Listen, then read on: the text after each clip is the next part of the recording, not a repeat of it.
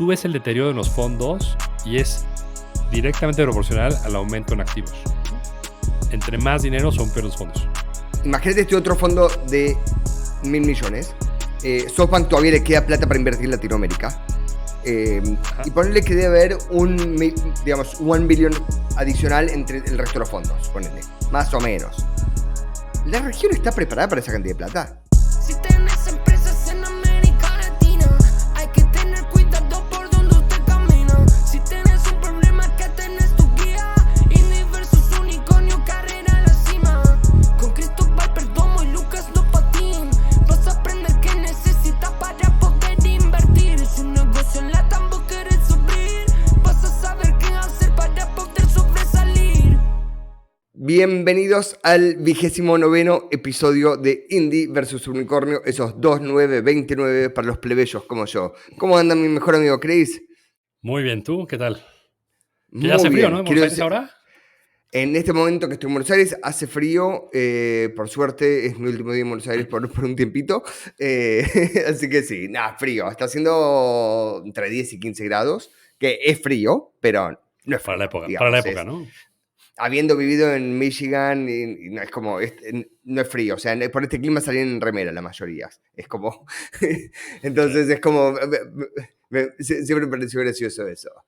Tengo un montón de cosas esta semana, creo que vos también. Voy a empezar por una que me encanta, que es The Hero's Journey, el viaje del héroe. ¿Lo escuchaste hablar del concepto alguna vez? Desde el punto de vista cinematográfico, sí. Desde el punto de vista del emprendedor, no. Perfecto. Es, digamos, lo mismo a fin de cuentas, ¿cierto? Porque creo que todos los emprendedores es una película, generalmente lo que estás viendo. O sea, es más, hay muchas que se convierten en películas. ¿Y sabes de dónde salió básicamente el viaje del héroe, el framework este? ¿No? Hay un hombre, que le dicen mitólogo, pero es un escritor, que se llama Joseph Campbell, que básicamente, después de ver un montón de películas, después de ver un montón de libros, películas, etc. Exactamente. Él básicamente se dio cuenta que muchos de los cuentos tienen estructuras muy similares, que era básicamente este héroe que emprendía un viaje, se superaba, tenía desafíos, obstáculos, y después regresaba transformado y superado y habiendo ganado. Y lo que hizo mi amigo Joseph, que no es tan amigo como vos, Chris, fue ideó un framework alrededor de esto. Entonces, ¿qué es lo que dijo? Básicamente se dio cuenta que hay como unos 7 eslabones. La parte que me parece interesante de esto es que, viendo un montón de nuestras historias que tenemos, lo que se termina pareciendo, digamos, viaje que tienen los héroes. Entonces, los 7, si se quieren, los 7 pasos, para irlos muy rápido, uno es el llamado a la aventura. Este es el primer paso donde el héroe algo lo llama a emprender un viaje o un desafío. El segundo es el rechazo al llamado, básicamente que el héroe se resiste, no, esto no es para mí, no lo puedo hacer. El tercero es acepta el llamado y sale de su zona de confort. El 4 básicamente son todas las pruebas y desafíos que tiene que ir superando para cumplir el objetivo. El quinto es el encuentro con un mentor o los aliados o esto que lo ayudan a seguir creciendo. El sexto es el final o la confrontación o la gran batalla donde el héroe sale victorioso. Y el último es el regreso a casa transformado. Es cuando el héroe ganó, llegó a casa, lo alzan y aparte aprendió. ¿Cierto? Que nuestro héroe no es la misma persona que era antes. Entonces me puse a pensar, digamos, dónde puede llegar a pasar esto, digamos, para tomarlo como ejemplo. Y estaba pensando, por ejemplo, en Airbnb, digamos, como ejemplo.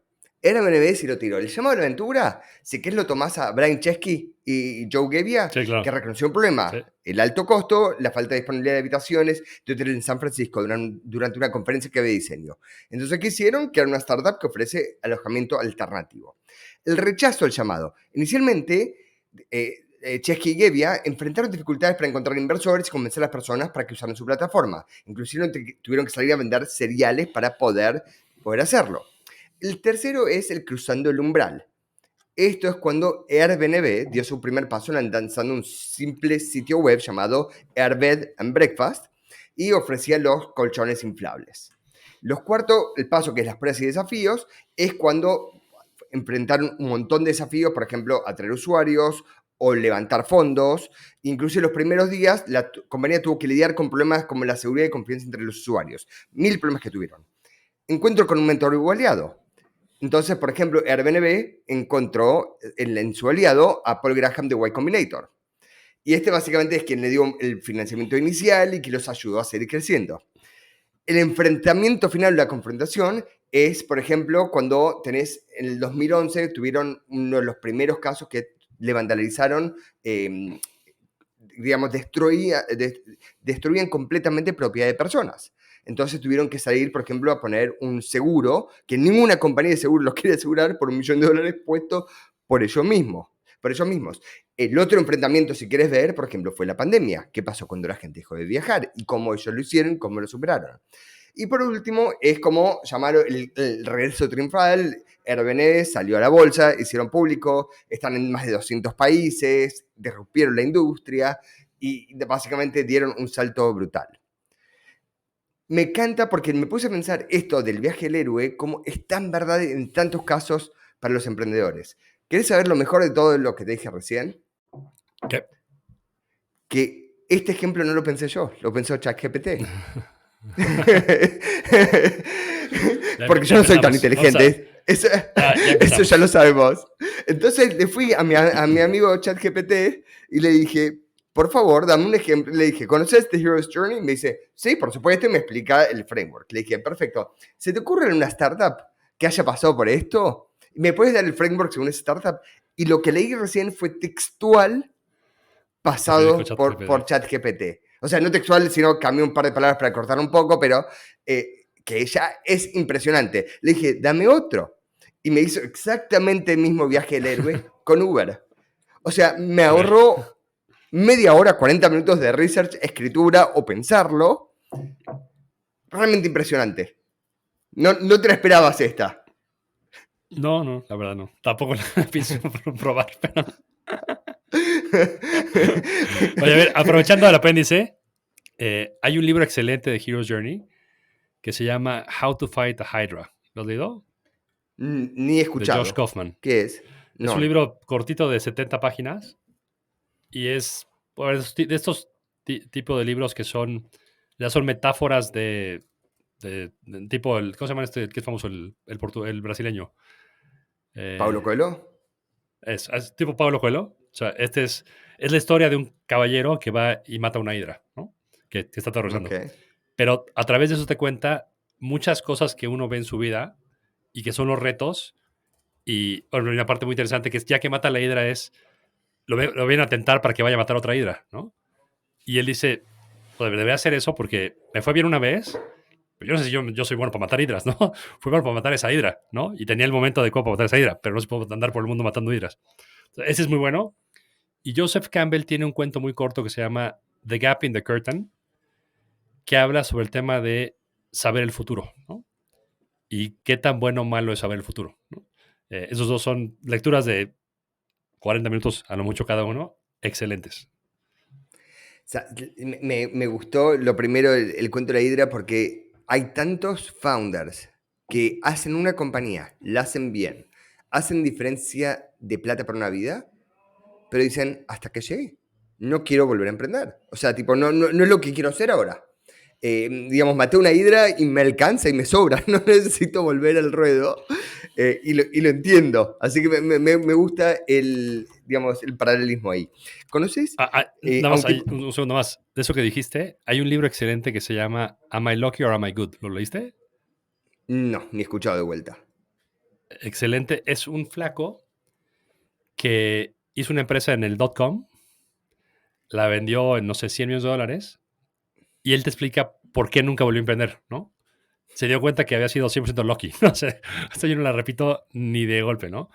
Pero te da ejemplos muy concretos de qué fue lo que tuvo éxito. Y él, o sea, lo que te enseña el libro es a diferenciar lo que es exógeno, o sea, lo que no tienes ninguna influencia sobre, y lo que él pudo influir, ¿no? Hice algunas cosas bien, pero no es que esas cosas bien me van a hacer repetir el éxito. Hice las cosas bien en función de lo que tenía enfrente, ¿no?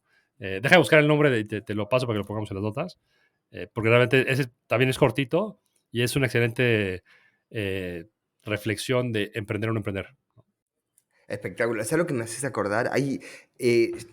hay un concepto que me encanta, no solo me encanta, sino que estoy activamente escribiendo y por publicar un artículo al respecto, que es el concepto de engineered luck, o sea, o de surface for luck. O otra palabra que se dicen es la serendipia, no existe esa palabra seguro, ¿no? El serendipity, digamos, hecho ingeniería.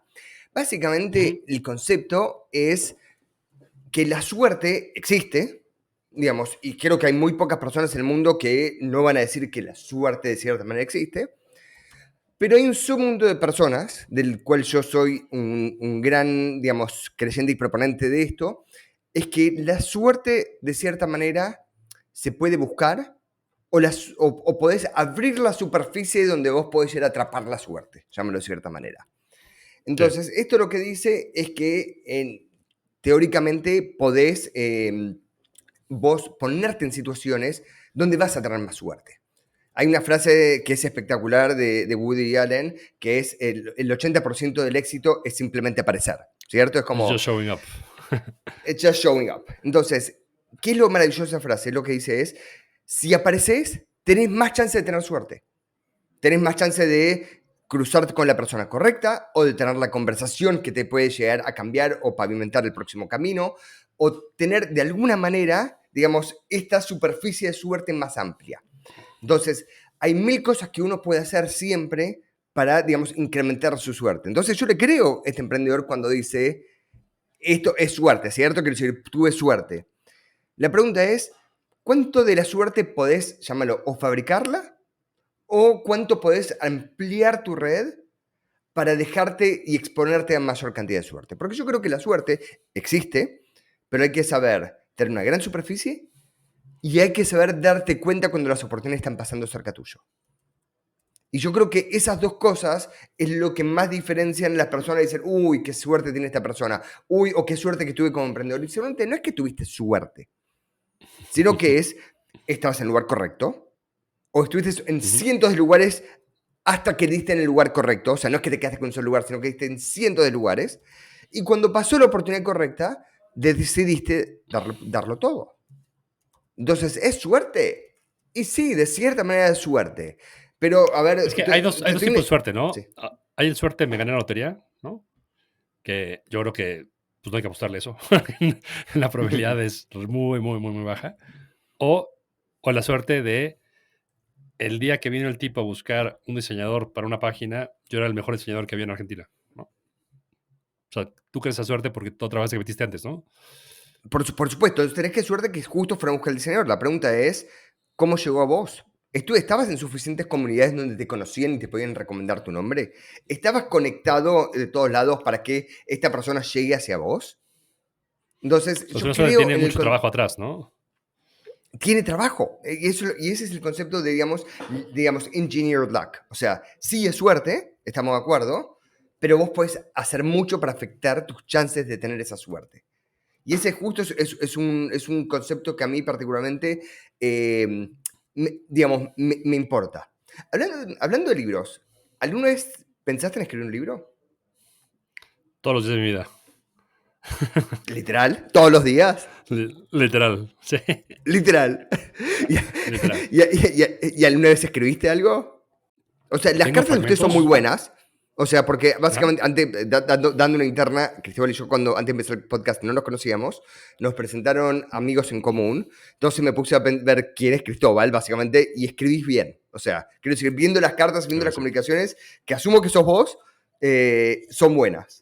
No, es ChatGPT, pero eso no vamos a hablar de eso hoy. Son audios que grabo y le mando a ChatGPT. Será un gran twist, ¿no? Entonces, me parece espectacular, sacando que creo que no existía en esa época. ¿Qué es lo que existe? Contame, ¿por qué pensás todos los días? ¿Qué escribís? Dame contexto, que no sé nada al respecto. Creo que esto hablamos, ¿no? Yo desde los 10 años a los 30 años escribí todos de mi vida en un diario, ¿no? Mucho acerca de qué me pasaba o qué pensaba y mucho historias, ¿no? O sea, de repente cosas que se me ocurrían. Entonces, como que nunca llegué a eso a centrarlo en un solo hilo. Y eso es lo que tengo ganas de un día hacer, ¿no? O sea, por ejemplo, Twitter, la razón por la que escribo en Twitter, si tú lees mi timeline, todo es lo que le quisiera dejar a mis hijos. O sea, cada vez que escribo algo en Twitter, lo que pienso es, si un día algo me pasa, quiero que mis hijos lean el hilo de Twitter y están muchas cosas que he pensado o que he aprendido, ¿no? Es la razón por la que escribo en Twitter, porque me parece una manera muy fácil de tener este diario. Me gustaría hacer eso como con mucho más forma. Perfecto. ¿Y por qué lo pensás todos los días y todavía no entró a la prioridad? ¿Por qué no subió al primer listado? Es una excelente pregunta. No sé, no tengo una buena respuesta. Tengo que hacerlo y Te, ojalá lo pueda hacer pronto. te tiro una que escuché que no lo probé todavía, pero me parece fascinante y esto no lo digo en joda. Hay una página, creo que se llama ChatPDF, déjame buscar la URL exacta, es chatpdf.com. Y lo que puedes hacer es básicamente le subes un PDF y vos podés hablarle, o sea, como GPT a ese PDF, con la información que tiene ese PDF. Vos que tenés tanto esto, sería interesante escanearlo, lo armás en un PDF, lo subís a una plataforma al estilo y le podés chatear, digamos, y Está ver, bueno eso. digamos, y hablar con vos mismo, con tu vos mismo pasado, digamos. Ya. Pues, lo que me puede ayudar a arrancar sería bueno. Audiencia, estamos cerca de que Cristóbal pruebe algún tipo de GPT. Muy cerca, ¿eh? Quiero decir, siento que los próximos 3 meses está haciendo Cristóbal con la mano tipo al milímetro. Es interesante lo que se puede hacer. Yo me puse a No, de pensar, acuerdo. te cuento un poco mi viaje con esto. Me puse a pensar que quería escribir un libro, de repente. Y después me puse a pensar ¿por qué quiero escribir un libro? Digamos, ¿cuál es la gracia de escribir un libro? Y me di cuenta que primero es algo romántico. Digamos, es como esta noción de algo que perdura en el tiempo y es como, viste, plantás un árbol que dura muchísimo tiempo. Esto es, de cierta manera, creo que en mi, digamos, colectivo interno es como gran parte de eso, digamos, el poder generar algo. Hice después, hablé con varios amigos que han publicado libros y han vendido una buena cantidad, que han vendido, no sé, 10.000, 20.000 copias de libros, a ver qué piensan ellos. O sea, ¿les sirvió? ¿No les sirvió? Digamos, ¿están contentos de haberlo hecho? Porque es un esfuerzo enorme. Y, Grande. y la mayoría, y siempre para no decir todo, diciendo es un dolor de huevos. O sea, vas a tardar, es súper ingrato, tardas una cantidad de tiempo y después está bien, si quieres ir al circuito de conferencias, te sirve un montón para eso, pero a mí no me interesa, digamos, ir por ese camino. Digo, pucha, qué difícil. Y después me puse a pensar ¿qué es lo que sería el libro moderno? Y esto me pasó con 2 personas que hablé sobre esto y que le doy agradecimiento público a esto, que es Leo Piccioli y Santi Bilinkis, que básicamente me puse a pensar, ¿qué sería el libro moderno? Y creo que el libro ya no es el libro de antes. ¿Qué quiero decir? Antes vos estabas escribiendo durante meses, si no años. Después viene una editora, te lo edita completo y te lo ayuda a reformular y hacer bien y dejarlo lindo. Después, de cierta manera, tal vez antes o después, según cuán famoso seas, tenés una editorial. Ujú. Y después haces todo el circuito de marketing alrededor del libro y podés dar charlas y diferentes cosas que uno tiene. Entonces, yendo por todo ese camino, digo, qué camino malo, digamos, lento, llámalo de cierta manera. O sea, con una persona que tiene mi nivel de ansiedad, decir que un proceso dura 2 años es como, nada, puede haber tenido Toda otra una hija en vida. ese momento. Es decir, toda una vida, o sea, 2 años me parece una locura. Y después la otra gran cosa que es que la gente cambiaron sus hábitos. O sea, cuando uno escribe un libro, la idea, en la gran mayoría de los casos, sacando los que lo hacen por comercial, que es mucha gente, lo hacen para tener un impacto. Por lo menos ese sería mi caso. O sea, quiero decir, yo estoy tratando de promover del bootstrapeo, digamos, el emprendedorismo en Latinoamérica, y siento que es una de las grandes maneras para hacerlo, pero la gente son muy pocas las que se compran libros, o inclusive, aunque sea gratis, el que se le bajan, digamos, los libros digamos, y se pone a leer un libro. Y pensando bien dónde está la gente está lamentablemente en TikTok, o la gente está lamentablemente en Twitter, o en Instagram, o escuchan un podcast. ¿Quién escucha podcast? O tenés diferentes cosas al estilo. Entonces, dije, ok, eso es interesante, creo que ahí cambia un poco, digamos, lo que se puede lograr. Y seguí con eso, mi pensamiento es muy difícil como ir escribiendo en público, ¿cierto? Como, tipo, ¿qué significa esto? Porque si tenés que ir publicando contenido y escribís un libro, digamos, normal, llamalo con que tengan diferentes capítulos y cada capítulo tiene miles de palabras, es muy difícil comunicarlo de manera más abreviada. Y ahí volví a releer, como leí varias veces, a mi otro mejor amigo que no sos vos, que es Derek Sivers, que ha escrito un montón de libros y él tiene digamos, creo que es un blog post que habla al respecto y que me había olvidado que existe, que él le preguntan cuál es la mejor manera de escribir un libro y él dice, a mí me gusta escribir un blog post, llamarlo entre 700, 1000, 1200 palabras, o entre 500 y 1500 palabras, que llamarlo son 3 carillas, entre 1 y 3, 4 carillas de un libro, que vivan cada uno independiente de una de la otra. Y una vez que tenés suficiente de esas, si tenés un cierto hilo conductor, tenés un libro. Y eso son las palabras de una persona mucho más inteligente que yo. Y la verdad es que me puse a pensar, tiene toda la razón, y al mismo tiempo es una manera de poder encapsular y comunicar como digamos, la gente quiere ser comunicada hoy en día. No la gente brillante que escucha podcasts como este, para aclararlo. Estamos hablando de la gente normal. Evidentemente, si quieres escribir un libro para hacer dinero o para ser famoso, estás equivocado, ¿no? Por supuesto. ¿Cuántos libros crees que lee el americano promedio al año? El americano, yo diría 0,5, 2. Menos de uno. Es menos de uno, ¿no? Creo que tenemos que hacer una pausa acá. Creo que de ahora en más tenemos que hacer un pacto público de básicamente lo que sería en el fútbol dejar la pelota servida para que el otro meta el gol.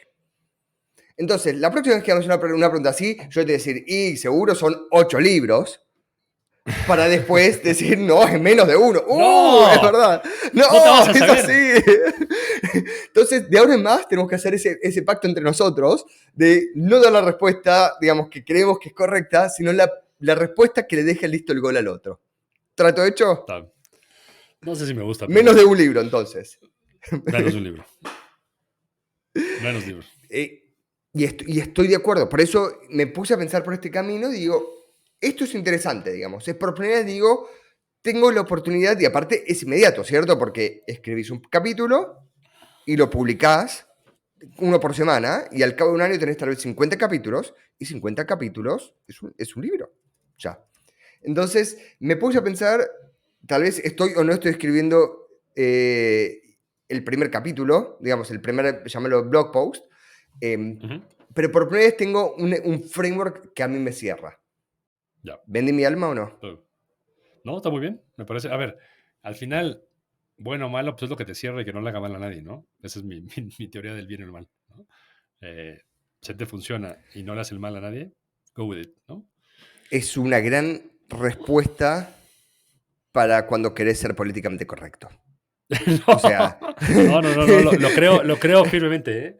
Estoy completamente convencido de que... Si viene tu socio Eric y te dice lo mismo, ok, alguien cercano, y Eric no lo conozco, así que nunca hablé ni hora en mi vida, así que si él viene y te dice lo mismo, ¿qué respuesta le das a él? La misma. ¿La misma? Sí. No, a ver. No, yo le diría... A ver, esa era la respuesta. La segunda pregunta de él es, ¿qué harías en mi lugar? Ahí sí es diferente, ¿no? Ahí es, yo, para mí haría esto, pero es porque soy yo. Pero tampoco veo mal que tú hagas eso porque eres tú, ¿no? Chris justo está pensando, ¿qué harías en mi lugar? yo dejaría de usar ChatGPT y podría escribirme. ¿No? No, a ver, si lo hago esto, seguramente no creo que lo haga, seguramente lo haga con otro humano, porque los que escuchan esto, escribo tan mal como hablo. O sea, no es que por escrito soy mejor, entonces siempre voy a necesitar ayuda en todo eso, mientras que los conceptos sean los correctos, está perfecto. Y eso es lo que creo que nunca vi en el mercado en español, que me encantaría que haya, y que estoy, digamos, no vi hasta ahora un lindo libro de regalo de emprendimiento. ¿Viste? Como un regalo que vos decís, quiero regalarle esto a mi sobrino de 20 años. Si te iría a hacer eso, ¿qué libro le regalás? Un libro que no sea en inglés. Sí, no me he hecho la pregunta, ¿eh? No tengo respuesta. Ahí te di la respuesta. Pero me O sea, gustaría. hasta ahora no encontré ninguno y creo que ese es un concepto que sea algo que sea fácil, approachable, o sea, no, digamos, para personas tan inteligentes como vos y ChatGPT, digamos. Yo tengo un hijo de 15 años. No, ya cumplió 16 hace un mes. Y ve su reading list y me preocupa porque va a acabar o de Papa o del Chapo o va a ser un Elon Musk, ¿no? Porque además son libros que yo le he acompañado a comprar, ¿no? Uno es de 48 Laws of Power, ¿no? El de este famoso, de Robert Greene. Librazo. ¿Lo leíste ese? Luego, Negotiate Like Your Life Depends on It. Otro librazo. How to Get to Yes, ¿no? y así. Y le faltó el Never Split the Difference. O sea, nunca compartí la diferencia. Ese Never Split the Difference. Es el de Negotiate Like Your Life Depends on It. Ese. Sí. ¿Qué más tiene? The Art of ¿Leíste Seduction. A ver, pero no tenés que estar contento que lee. Ya es un montón eso. No, a ver. O sea, A ver, en mi casa hay una regla que es el único ítem de consumo que no tiene presupuesto es libros, ¿no? O sea, si quieren comprar un Bien. libro, eso nunca va a haber mientras lo pueda pagar, ¿no? Pero si hay un libro, nunca va a ser, tienes demasiados libros, no has leído. Eso no. Yo creo que la proximidad de los libros crea una gran oportunidad de que algún día los lea. ¿No? Si no hay libros, pues está más complicado. ¿Leíste de las 48 leyes de poder de Greene? Sí. ¿Qué te pareció? Me pareció Da un poco de, digamos, da un poco de background del libro y un poco de, digamos, de qué se trata.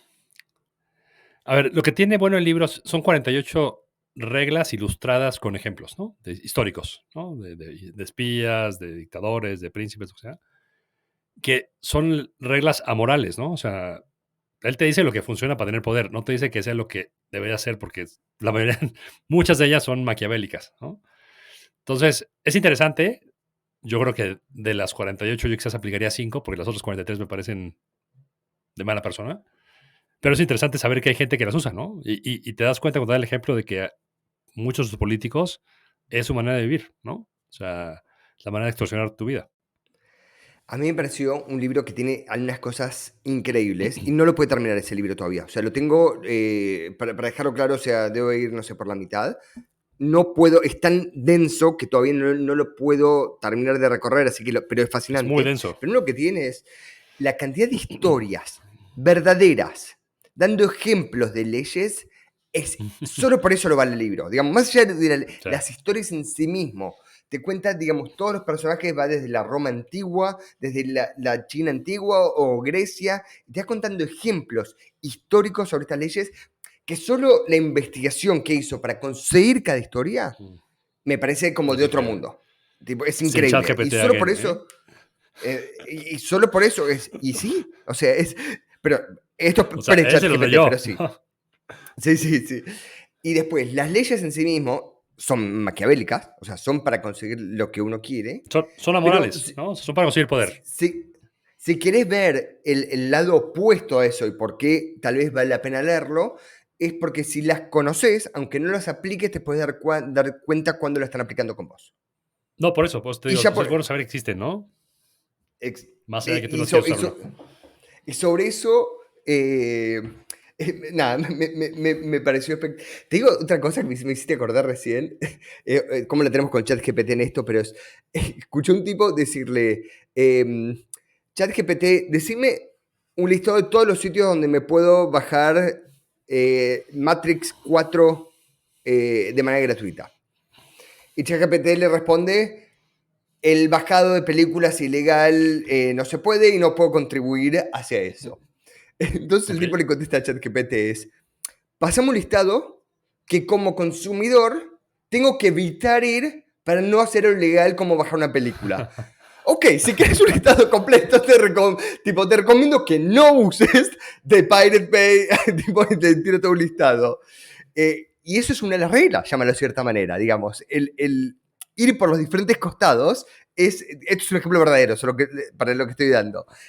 Es brillante. digamos, me parece algo que, nada, voy a cambiar de tema completamente, y algo que escuché rumor de que se está armando un fondo para Latinoamérica de casi $1.000 millones, o sea, 1 billion.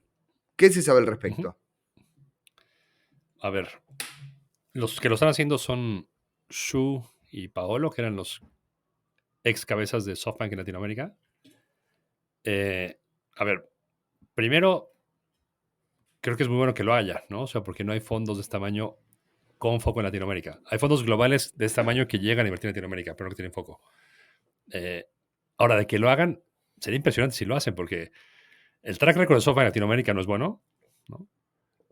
Y levantar esa cantidad en un primer fondo está de su Es vida. casi histórico, es impresionante para un primer fondo. Entiendo que casi todo el funding viene de Medio Oriente y que es donde han concentrado el fundraising. Habría que ver, a ver si lo consiguen. Hace poco una compañía en la que estamos de socios fue a levantar dinero a Medio Oriente y fue una experiencia bastante particular porque es founder CEO mujer, ¿no? Entonces fue a Riyadh, en Arabia Saudita, fue a Qatar, fue a Abu Dhabi y a Dubái, ¿no? A Riyadh obviamente no podía ir ella sola. Tenía que ir con alguien más para que la vieran, ¿no? Y un par de insights que son obvios una vez que los piensas, es que hay dinero en Qatar y en Arabia Saudita, no hay dinero en Abu Dhabi y en Dubái. En Abu Dhabi y en Dubái hay dinero de los reyes o emires o lo que sean, ¿no? Pero no hay gente rica ahí. Entonces los fondos que hay ahí son fondos que no tienen fondos. Son fondos, son financial advisors, ¿no? Y no tienen un mandato de... Entonces, si quieres dinero en Medio Oriente, dinero bueno, duro, tienes que ir con la casta real. Que yo no sé si quieres tú meterte en la cama con esa gente, ¿no? Mira, es interesante, por ejemplo, de Arabia Saudita, la compañía más valiosa en el mundo, si no me equivoco en este momento, es Aramco, que Aramco, es básicamente sí. la compañía petrolera de Arabia Saudita. Aramco, los dueños, más allá de la parte que salió pública, es la familia real de Arabia Saudita. ¿Pero sabes cuántas Sí. personas son? ¿30? 2.000. Gracias, me hiciste el pase de fútbol. Bien ahí, fuimos aprendiendo. Muy bien. Son prácticamente 2.000 personas que están, digamos, Ajá. por supuesto, no todos en igual tamaño, ¿cierto? Tenés, digamos, algunos que tienen muchísimo más pesos que otros y muchísimo más dinero, pero hay muchísimas personas individuales que tienen fondos ridículamente altos y family offices ridículamente altos. Sí, a Estoy ver, de acuerdo. No sé si es de los lugares donde uno quiere ir a levantar dinero. sí, yo solamente tuve una interacción con el Fondo Soberano de Abu Dhabi hace como 6 años, ¿no? Y fue un call, ¿no? Ellos me buscaron y dijeron, oye, empezamos a mirar Latinoamérica, quisiera hablar contigo. Y me da la impresión de que tienen dinero y no mucha cabeza, con todo respeto, ¿no? O sea, el tipo se ve que había leído un artículo en internet y dijo, hay que invertir en Venture Capital. Entonces me dijo, yo busco una tasa mínima de retorno del 50%. Le dije, no, pues eso no existe, ¿no? A ver, no existe en el Venture Capital promedio. Quizás, seguramente quien da mucho más que eso, ¿no? Entonces, mi impresión es parecido a lo que muchos family offices latinoamericanos son en un arranque, que son privilegias mucho la confianza y cercanía a la aptitud, ¿no? Entonces, estos son, como tú decías, o son miembros de la Casa de Saúd, o son relacionados, o son el mejor amigo de tal, ¿no? Entonces, están ahí porque saben que no les van a robar y porque hay cosas que quizás hay mucha discusión que quieren mantener, ¿no? Sí, y estoy contento que aparte de ya ofender a los mexicanos, colombianos, chilenos, argentinos y uruguayos, ya sumamos al UAE, a los Emiratos Árabes Unidos, a este listado tan noble. Yo lo que me pregunto Yo soy un sobre esto equal es... opportunity offender. Me parece muy bien y eso estamos de acuerdo. La parte que no puedo entender de manera sana es... Ahora levantó CASEC un fondo nuevo de casi $1.000 millones, ¿cierto? 970 millones o 75 millones. Mucho dinero. No sé. Imagínate este otro fondo de 1.000 millones. SoftBank todavía le queda plata para invertir en Latinoamérica. Y ponerle que debe haber digamos, 1 billion adicional entre el resto de los fondos, ponele, más o menos. ¿La región está preparada para esa cantidad de plata? Es una excelente pregunta.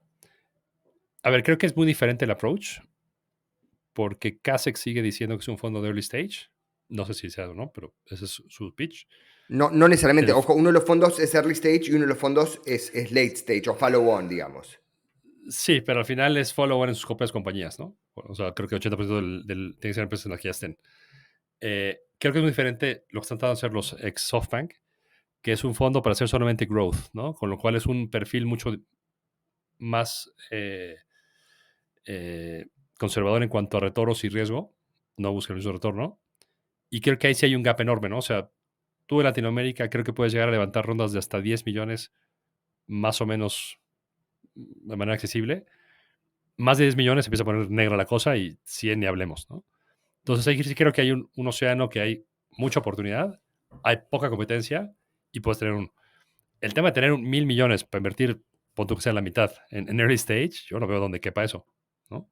A ver, siempre cabe donde quepa bien, ¿no? ¿Dónde va a haber un retorno? Pero bueno, hay que ver, Kasek lleva levantando mucho dinero y por algo lo hace, ¿no? Sí, pues es por el 2% de management fees. Es por eso que lo sigue haciendo. A ver, creo que hemos hablado de esto, ¿no? El tema es apasionante.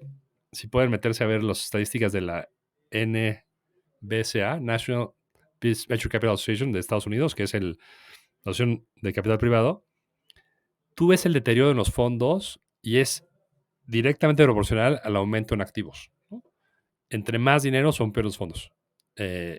No hay ninguno que aumentara sus assets under management en más de un 2x sin que cayera el performance, ¿no?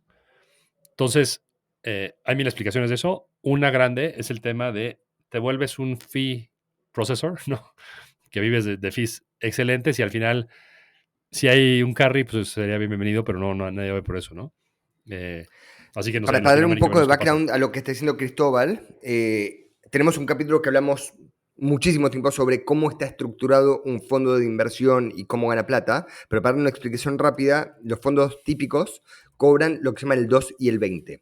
Cobran el 2% de los fondos levantados anualmente como, digamos, como fees, o sea, como plata para manejar su fondo, y después se quedan con el 20% de la ganancia, o como se dice en inglés, el carry, de la plata que se llevan los inversores. Entonces, generalmente lo que dicen es el 2% es para cubrir los costos operativos del fondo y el 20% es donde se hacen ricos los inversores. Esa es un poco digamos, llamarlo la estructura típica. ¿Qué es lo que termina pasando? El 2% anual durante 10 años, que es lo que generalmente en promedio tarda un fondo en deployarse y devolver la plata a sus inversores, termina siendo básicamente como, si tomas los intereses, compounding, casi un 30% del capital deployado. O sea, de cuánto ponen los inversores. Si a eso le sumas el 20% del carry, estás hablando que casi el 50% de la plata se usa justamente para, digamos, los inversores, o sea, para el fondo y no para, digamos, las compañías en sí mismo. Hicimos todo un episodio... Una pregunta ahí. ¿Sabes de dónde viene el carry de 20%? No, ni idea. Un dato simpático. De la industria de las ballenas. O sea, los barcos balleneros en los que habrá sido siglo XVIII, siglo XIX, el que financiaba la exploración de ir a buscar las ballenas le daba el 20% al capitán del barco, ¿no? Y él se daba con el 80%. Y de ahí se quedó, o sea, nunca nadie... Y también viene un poco de la quinta real, ¿no? El quinto real que te pagabas toda la corona en España o en donde fuera, en Portugal, donde fuera, siempre fue un quinto. El origen de por qué es un quinto y no un cuarto o un sexto, who knows, ¿no? Pero simplemente se replicó en la estructura de los financial sponsors, como llaman en Estados Unidos, la estructura de las exploraciones de ballenas. Y de bien, y por eso es carry, porque era lo que cargabas en el barco, ¿no? O sea, te llevabas el 20% de lo que cargabas en el barco. Interesante. No conocía y está bueno. Y de hecho, hay un libro que explica esto que se llama VC and American History. Es bastante académico el libro, está lleno de datos, pero tiene un par de gráficas donde compara la industria del VC con la industria de las ballenas y es casi completamente simétrico, ¿no? La cantidad de dinero y los retornos cómo varían, ¿no? O sea, te empieza a dar más dinero a las ballenas, baja los retornos. Y lo compara con la gráfica de los mejores años de VC y es increíble. O sea, como al final es una aventura de mucho riesgo, ¿no? Porque no sabes dónde está la ballena buena.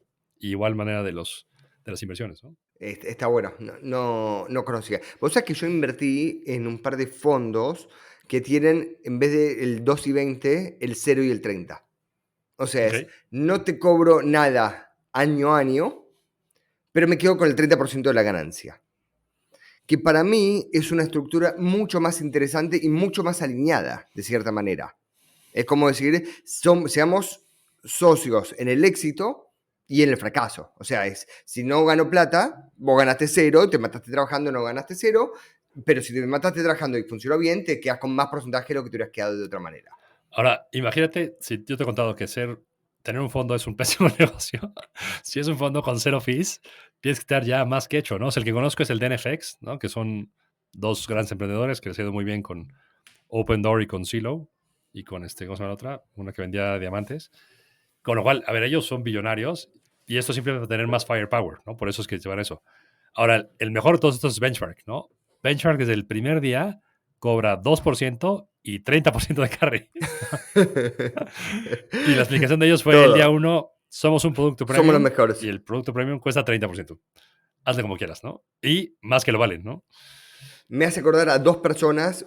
Uno, el que lo hizo eso, que conozco, creo que se llama Steve Cohen de SAC Partners, que es llamarlo un hedge fund, private equity de Nueva York, que hay un libro fascinante alrededor de la historia de excelente, eso. Excelente. Black Edge. Exacto. Y creo que él cobra 3 y 30. O sea, como se fue completamente, digamos, y cuando dicen, ¿cómo puedes cobrar esto? ¿No crees? Ahí está la puerta, gracias por todo, no participes. Y el otro que aventuró a tratar de cobrar más es Chamath Palihapitiya, o seguramente lo estoy pronunciando mal el apellido, que es... que creo que ni él sabe pronunciar su propio apellido. Él se lo sabe pronunciar, ¿no? Se siente con la mamá de chiquito. Mamá, ¿me decís una vez más cómo se pronuncia? Y Chamath es como un poco de background, es un personaje muy controversial, muy, llamarlo divertido también al mismo tiempo. Y él fue uno de los primeros empleados de AOL, hizo mucha plata ahí. Después fue uno de los primeros empleados de Facebook, hizo muchísima plata con Facebook. Y después se abrió su propio fondo, donde él, llamarlo lo simpático de la cuestión, tengo un socio que después de ser socios, como 7, 8 años, me di cuenta que usa la palabra simpático negativamente.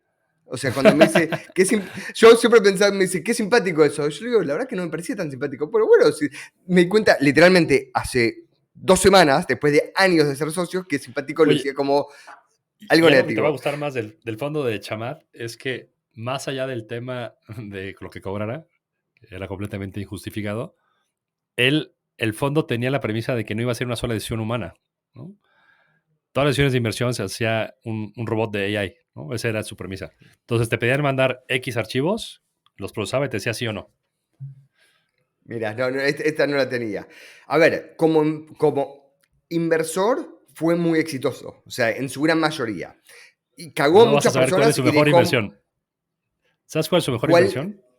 La mejor inversión. Espera. Y lo hablan en blogs, ¿eh? Creería que es la de Virgin Airspace, la de viajes al espacio de Virgin. No tengo idea. Golden State Warriors. Haber comprado el equipo de básquetbol. Creo, sí. Lejos, lejos. Te lo creo, porque no hizo nada, era muy minoritario. Entonces, como no tuvo que hacer nada, creo que ahí fue donde vino. Pero lo que minoritario y diversificado, ¿no? Exacto. Y lo que me parece divertido de este chico Chamath, que de chico no tiene nada, o sea, no, pero no debe ser más grande, de tener 45, 50 años, es que él, desde que empezó con Social Capital, que así es como se llama su fondo. O su vehículo. Su vehículo, que es socialcapital.com, él todos los años hace lo que se llama el annual letter, o sea, es, una carta abierta a todos sus inversores, a sus LPs, a sus limited partners, contando cómo le fue en el año, qué es lo que pasó. Generalmente le lanza alrededor de abril en algún momento. Desde el día 1, el muy osado, desde la primera carta, él se fue a comparar contra el número 1 de toda la historia, de Warren Buffett. O sea, él compara el rendimiento de su fondo contra el rendimiento de los primeros, o sea, año contrario de Berkshire Hathaway contra lo que él venía haciendo. Que ya te puedes dar cuenta, tipo, el nivel de pedantismo que debe manejar. Este último año le fue mal, porque se cayeron todas las, digamos, el 2022 fue un año desastroso para él, porque hizo un montón de SPAC, sacó compañías públicas, esas les fueron pésimo, bajaron 80% las acciones de muchas de ellas, por ejemplo, Sophie, y el muy osado no admitió nada, o sea, es como, tenés que leer la última carta anual, que está, la verdad que está muy bien escrita, o sea, no, tipo, de eso que es brillante, y él básicamente no dice nada. Y hay una partecita donde él escribe y escribe como 2 párrafos de manera súper elocuente. Digo, ¿qué es lo que dijo? Lo volví a leer 3 veces hasta que me di cuenta él está diciendo en palabras fancy, o sea, en palabras muy, digamos, majestuosas, está demasiado apalancado, tenía demasiada deuda y me hicieron lo que se llama un margin call. O sea, básicamente es, me pidieron que devuelva esa plata, entonces tuve que liquidar posiciones. Un margin Pero lo squeeze. hice un margin squeeze. No sé cómo se dice en español. ¿Tenés idea? Es como... No sé. Es básicamente cuando te prestan plata, vos gente pones, digamos, algo en garantía. Cuando eso que tenés en garantía baja de valor, a vos digamos, o el short que estás haciendo sube del costo, te pueden pedir plata adicional para seguir cubriéndolo. Y él no lo tenía y tuvo que seguir liquidar cosas. Pero en vez de decir muy simplemente, me hicieron margin call, me hicieron squeeze, te pone palabras, digamos, tan bellas. Hay que ser bueno para contar historias. Básicamente, si querés decir lo que aprendo de él es, el storytelling es absolutamente todo. A ver, te soltaste una parte muy importante de él. O sea, Social Capital implosiona, ¿no? Y hay varias demandas de fraude. Él acaba corriendo a los LPs para evitar las demandas. No sé si el juicio siga, pero al final se convirtió en un family office. Ya no reporta a nadie. No escuché nada de eso, contame más. No, esa parte me la perdí completamente. ¿Cómo es eso? Esa duró el fondo duró como un año. Y al año luego le demandaron los LPs y él dijo, pues no. Y, o sea, no me acuerdo bien la historia, pero todavía fue debe haber sido como 2018 o 2019, o sea, fue hace mucho. Y ya Social Capital se convirtió en su vehículo y por eso, pues dice, pues doy explicaciones. Él cuando hace sus cartas ahora es más bien por hacer branding de él que por reportar algo realmente pues, relevante o que a alguien le interese, ¿no? Sí, Pero aquí estoy encontrando. pero Fue en 2018, en septiembre. Te voy a mandar el artículo. creo que, si no me equivoco, y casi seguro, después lo cambió esto de vuelta. O sea, creo que después volvió a levantar fondos. Y esto, sé que me pediste que no te discuta en público, Chris, así que no te lo voy a escribir en público, pero la página de Social Capital, arriba a la derecha, hay un botón que dice, léelo vos porque si no fui yo el que te discutió. Abrí la página, socialcapital.com, ¿Ah? y arriba a la derecha, ¿qué dice? LP Login, ok, pero me estoy viendo. LP Login. Sí, a ver, no, es que puede ser que sí, puede ser que sea. A ver, acuérdate que él es una figura pública, ¿no? Hoy en día es un influencer más que un inversionista, ¿no? Puede ser que tenga él una segunda camada del PIS, ¿no? Pero los originales, que eran institucionales, todos se fueron. Es decir, fue demandas de una para otro. Inclusive corrió, no sé si el 80% del staff, pero dijo, no sabe nada, no, lo hago yo. Muy chamaz, ¿no? Qué personas complicadas que hay en este mundo, y te das cuenta que él es uno de ellos. Así que es absolutamente. Por último, y hablando de personas como Chamath, ¿qué sentís vos cuando estás coordinando un llamado con un emprendedor y te dice, dejo en contacto a mi asistente para que coordine con vos? ¿Se puede decir lo que pienso o la gente se va a tomar? A ver, la manera correcta de decirlo es, me parece que pelotudo, ¿no? En palabras criollas. A ver, un asistente, a mí me parece, a ver, ya en el siglo XX que haya asistentes ya me parece que es medio retrógrada, ¿no? Lo entiendo quizás para Rupert Murdoch, para gente que realmente cada minuto de ellos vale $1 millón. pero el 95% de los emprendedores no están ahí, ¿no? Y hay ciertas cosas, tienes que ser suficientemente inteligente para saber qué delegas y qué no. Evidentemente, el fundraising no es algo para delegarle a un asistente, ¿no? Si creen que eso da una sensación de qué importante soy, se va a interesar más, pues si funciona con alguien es porque es más idiota del otro lado que tú inclusive, ¿no? ¿Alguna vez tuviste asistente? Sí, 2 veces en mi vida y la verdad, la primera fue cuando me recibí de abogado. El estudio donde trabajaba le pareció como un gran regalo darme un asistente, ¿no? La verdad que me pasaba el tiempo pensando qué darle trabajo, ¿no? Era más trabajo que darle trabajo para ella que hacerlo yo, ¿no? Por ejemplo, en esa época todavía se dictaban cartas, ¿no? Entonces, dictar la carta a ella me tardaba mucho más que escribirla yo. Entonces, para mí era más como una carga que algo bueno. Y la segunda vez, creo que fue más útil, fue cuando trabajaba en modelo en la cervecería. Ahí teníamos una asistente asignada a varios ejecutivos. Entonces éramos como 5. Y, a ver, me ayudaba de repente por el tema de buscar, no sé, un hotel o buscar un viaje o cosas así que son time intensive, un poco retorno. Pero sigo pensando que le puedes dedicar 1 hora y lo haces tú, ¿no? Completamente de acuerdo. O sea, probé en Indie tener un asistente, creo que durante 6 meses aproximadamente. Traté de armar, digamos, lo que se llaman los SOPs, los Standard Operating Procedures de todas las cosas. Cuando busco vuelos, los busco de esta manera. Cuando busco hoteles, lo busco de esta manera. Cuando hago X, lo hago quiero decir, todo lo puse y la verdad que estaba con el 80% del tiempo sin trabajo. O sea, y no era culpa de la persona, sino que tipo no tardo más no haciéndolo yo. O sea, y Pero es que todavía ese es mi punto.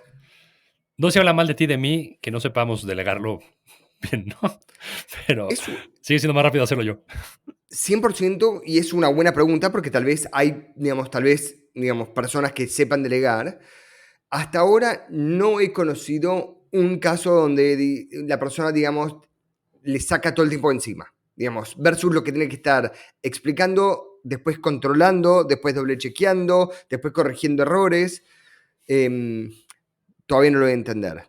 Y sobre eso yo estoy con vos que tu startup tiene que tener muy buen tamaño, digamos, llamalo, no sé, mínimo 20 millones de revenue, o sea, de facturación para arriba, hasta que vos digas, necesito un asistente. Y si tenés un asistente, mejor que haga muchas otras cosas también en la compañía. O sea, y no solo ser tu asistente. Y mejor que no haga nada de fundraising. y mejor todavía, mejor todavía. Mejor todavía. Bueno, eso fue un episodio. Recuerden nuestro pacto. Si están en YouTube, suscríbanse. Si están en Spotify, suscríbanse. Lo mismo en Apple Podcast. Y después dejen comentarios, preguntas. Y por favor, critíquenlo a Chris. A mí no hace falta, pero den todo el feedback posible. Un abrazo, Chris. Muy bien. Abrazo a todos. Cuídate.